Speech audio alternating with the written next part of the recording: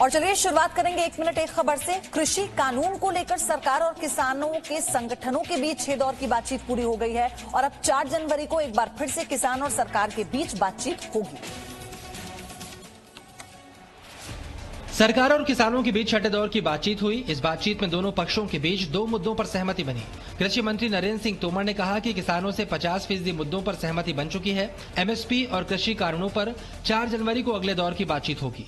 कानून के विषय में और एमएसपी के विषय में चर्चा अभी पूर्ण नहीं हुई है, चर्चा जारी है और हम लोग 4 तारीख को 2 बजे फिर से इकट्ठा होंगे और इन विषयों पर चर्चा को आगे बढ़ाएंगे। किसानों और सरकार के बीच जिन 2 मुद्दों पर सहमति बनी है, उनमें पहला मुद्दा पराली कानून का है। सरकार ने कहा कि पराली कानून वापस ले लिया जाएगा। इसके साथ ही सरकार ने ये भी कहा कि नए बिजली विधेयक में किसानों को सिंचाई पर दी जा रही सब्सिडी को खत्म नहीं किया जाएगा। जिले के विज्ञान भवन में आयोजित बैठक में सरकार की ओर से कृषि मंत्री नरेंद्र सिंह तोमर, वाणिज्य मंत्री पीयूष गोयल, वाणिज्य राज्य मंत्री सोम प्रकाश के साथ कई विभागों के सचिव और 40 किसान संगठनों के नेता शामिल हुए।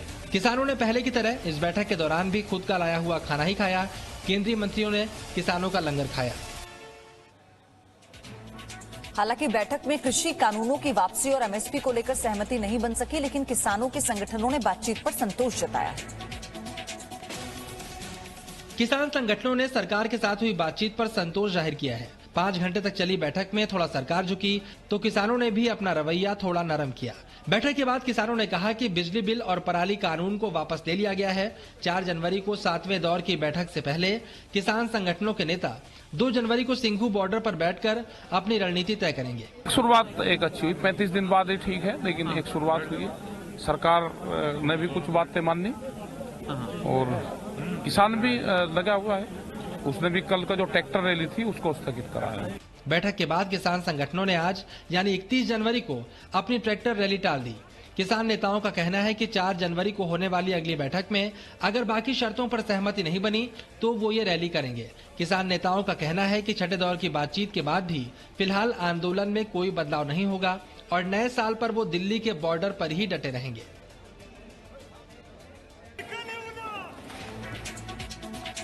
और ब्रिटेन समेत दुनिया भर के 16 से ज्यादा देशों में फैल चुका कोरोना वायरस का नया स्ट्रेन भारत में चिंता बढ़ा रहा है।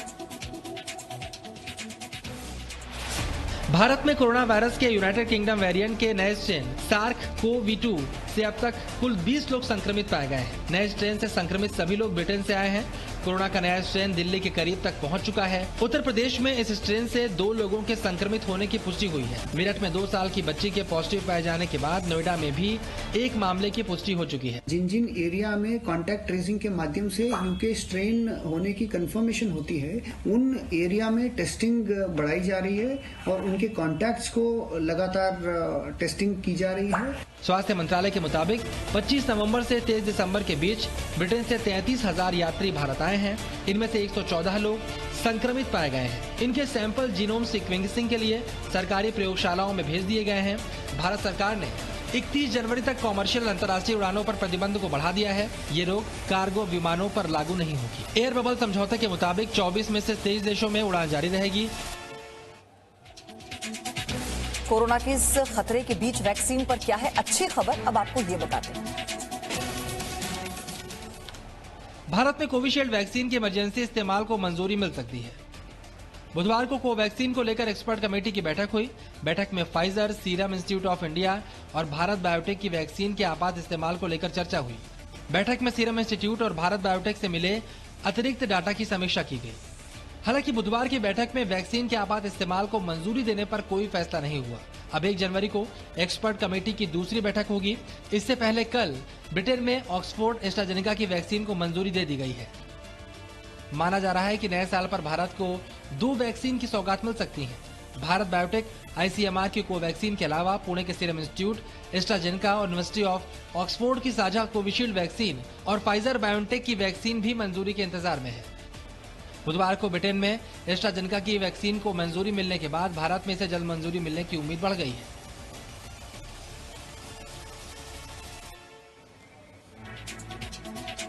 और अब देश में कोरोना अपडेट क्या है, ये जानिए 7 सेकंड्स में।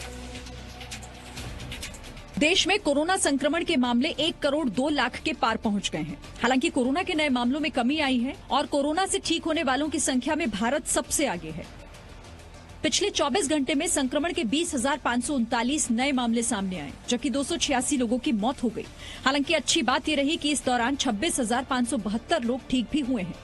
देश में कोरोना से 1 करोड़ 2 लाख 44,852 लोग संक्रमित हुए हैं, जिनमें से 98,34,141 लोग ठीक हो चुके हैं। देश में इस वक्त 2,62,272 कोरोना संक्रमितों का इलाज चल रहा है। कोरोना संक्रमण से अब तक 1,48,439 लोगों की मौत हो चुकी है, जबकि देश में कोरोना मरीजों की ठीक होने की दर 95.99% पहुंच गई है। दिल्ली से सटे नोएडा में कोरोना के नए स्ट्रेन का एक मरीज मिला है। 2 दिन में देश में नए स्ट्रेन के मरीजों की संख्या बढ़कर 20 हो गई है, जिसकी वजह से केंद्र सरकार ने अंतर्राष्ट्रीय यात्री उड़ानों पर 31 जनवरी तक रोक लगा दी है। प्रधानमंत्री नरेंद्र मोदी आज गुजरात के पहले एम्स का भूमि पूजन करेंगे और कहां बन रहा है ये नया एम्स, जानिए 60 सेकंड। प्रधानमंत्री नरेंद्र मोदी आज सुबह 11 बजे गुजरात के पहले एम्स अस्पताल का भूमि पूजन करेंगे। प्रधानमंत्री कार्यालय से इसे हरी झंडी मिलने के बाद से प्रशासन ताबड़तोड़ तैयारियों में जुटा है। प्रधानमंत्री के आज के कार्यक्रम की तैयारियों का जायजा लेने के लिए 15 कमेटियां तैयार की गई हैं। राजकोट में होने वाले इस आयोजन में मुख्यमंत्री विजय रूपाणी, उप मुख्यमंत्री नितिन पटेल समेत बीजेपी के कई वरिष्ठ नेता भी मौजूद रहेंगे। राजकोट में तैयार होने जा रहे गुजरात के पहले अखिल भारतीय आयुर्विज्ञान संस्थान यानी एम्स का परिसर 750 बेड वाला होगा। इसमें 30 बेड का आयुष ब्लॉक भी होगा। इसमें 125 एमबीबीएस सीटें और 60 नर्सिंग सीटें होंगी। गुजरात के इस पहले एम्स को करीब 200 एकड़ जमीन पर तैयार किया जा रहा है। इस प्रोजेक्ट के लिए 1200 करोड़ रुपए का आवंटन किया गया है। उम्मीद की जा रही है इसे वर्ष 2022 से पहले तैयार कर लिया जाएगा।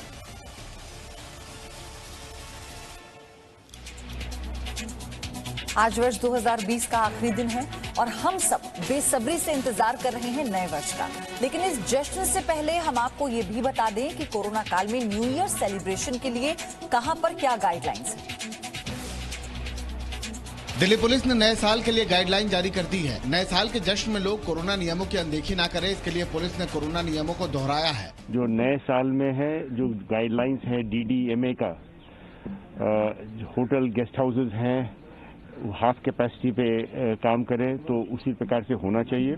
सामाजिक दूरी बनाए रखें और जो भी कोविड प्रोटोकॉल्स है उसको फॉलो करें। वहीं ट्रैफिक पुलिस ने साफ किया कि 31 दिसंबर की रात अल्कोहल मीटर का इस्तेमाल नहीं किया जाएगा। अगर किसी पर शक होगा कि उसने शराब का सेवन किया है तो उसका मेडिकल करवाया जाएगा, फिर आगे की कार्रवाई की जाएगी।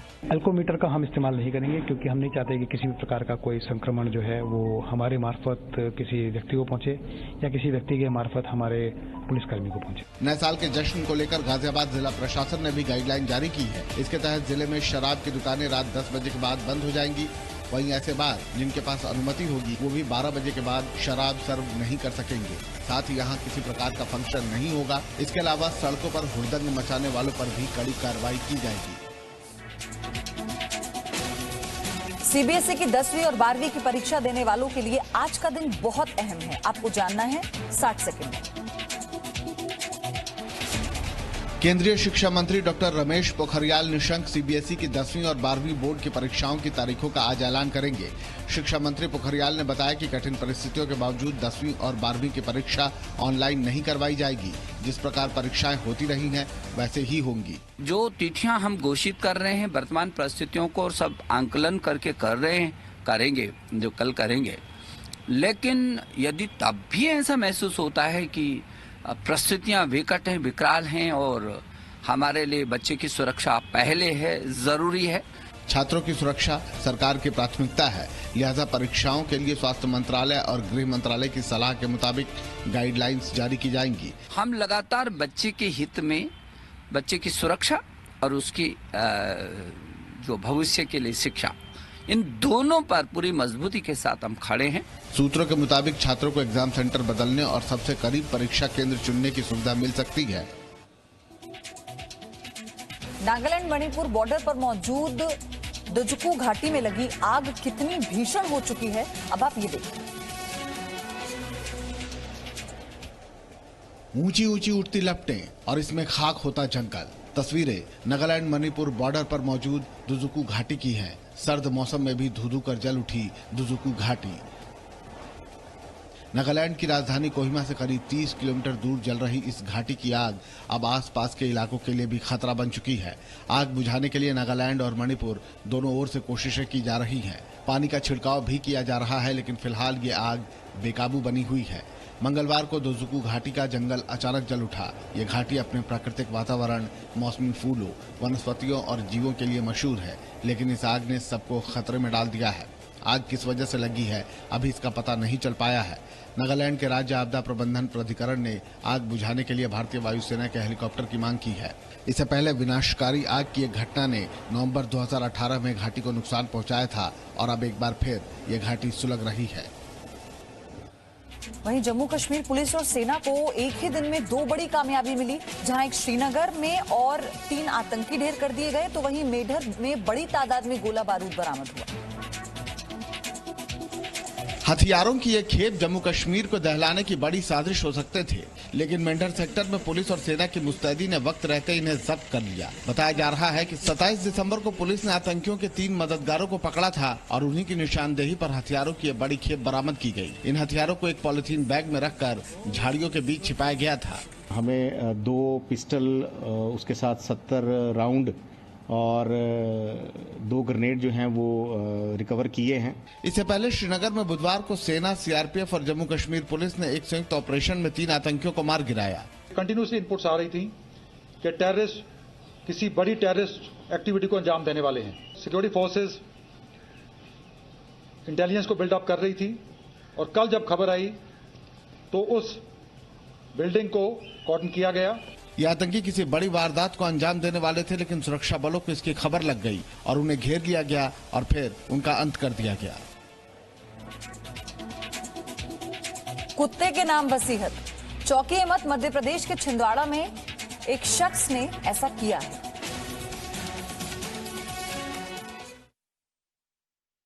इस डॉगी को आम मत समझिए, इसके पास रुपए पैसे भी हैं और जमीन जायदाद भी। मध्य प्रदेश के छिंदवाड़ा में बाड़ीवाड़ा गांव के पूर्व सरपंच ओम नारायण वर्मा ने परिवार वालों से तंग आकर इस कुत्ते जैकी के नाम पर ही अपनी वसीयत लिख दी।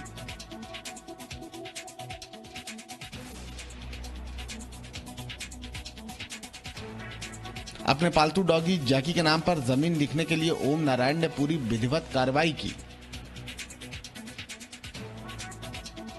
कहने को तो बुजुर्ग के पास भरा पूरा परिवार है, लेकिन बेटों के व्यवहार से ये इतना परेशान हो उठे कि तहसील पहुंच गए और कुत्ते को अपनी संपत्ति का मालिक घोषित कर दिया। ओम नारायण ने कानूनी शपथ पत्र बनाकर अपने पालतू कुत्ते जैकी को वारिस भी घोषित किया है। और अब आपको दिखाते हैं किस तरह से जम्मू कश्मीर से लेकर हिमाचल प्रदेश तक बर्फबारी की वजह से तापमान गोते लगा रहा है।